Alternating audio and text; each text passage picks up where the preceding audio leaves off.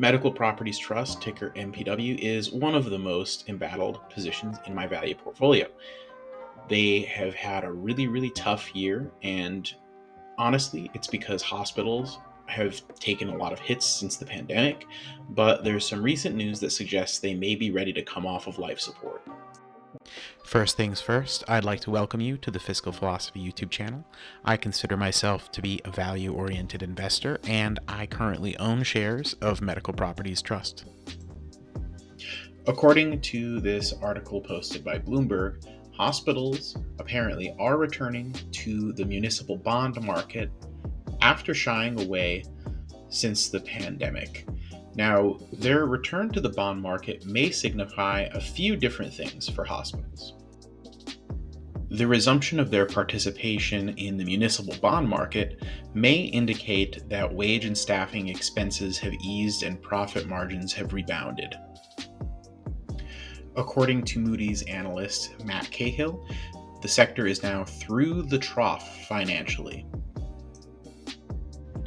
Though hospitals may be on the rebound, this isn't all sunshine and roses for MPW still, as they do still have over $10 billion in debt to manage. But that being said, the first step for any REIT to be able to manage its debt load is, of course, to be maximizing the amount of rent that they are collecting. Beyond rents collected, of course, the interest rates of their debts is another prong to consider in this company, and many experts are predicting some type of a cut in the latter half of 2024. So it would mean that in the event MPW has to refinance, it's likely to be at a lower rate than today's rate, but probably still at a higher rate than where they originally borrowed. Lower interest rates would also make for potentially higher property values in the event they have to liquidate any assets, which is also good. Also, wanted to take the time to give some credit where it's due. The municipal bond angle was new to me.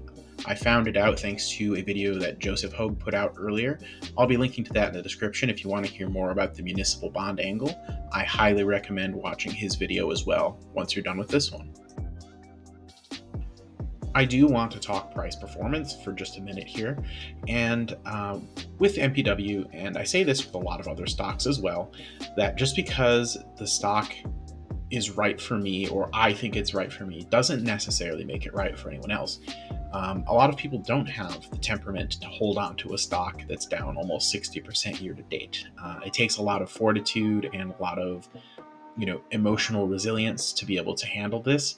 Now, the natural human inclination when something's down this much, this fast, is surely it's a dud and it's going to go to zero. However, nothing in the financials really suggests it's on its way to zero anytime soon, but I can understand why some people would want to avoid it. I think it's also important to recognize that the stock is massively shorted, and that short selling of this level can definitely start a sort of downward spiral with the stock price, especially in conjunction with negative news, which has been in no short supply this year. Just remember, if the like button bleeds, you can kill it, and pressing it will make you a goddamn sexual tyrannosaurus, just like me. Now, when it comes to valuing Medical Properties Trust, I really think somewhere around their book value is probably appropriate.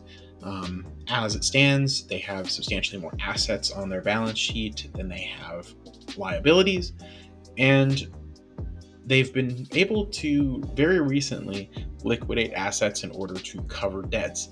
And I think in the future, when we're dealing with a potentially lower interest rate environment than today and potentially bolstered property values, that giving them credit for their balance sheet makes more and more sense.